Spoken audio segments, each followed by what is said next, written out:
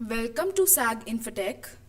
In this video tutorial, I will tell you how to export data into government offline utility. Go to GST returns, click on GSTR1 button, select the client, the respective month. Now go to e-file. At the bottom there is a button by name Export Data in Government Offline Tool. Click on that. First select the utility path and second select the JSON path.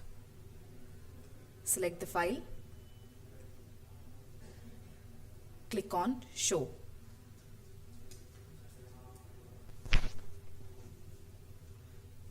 Please wait.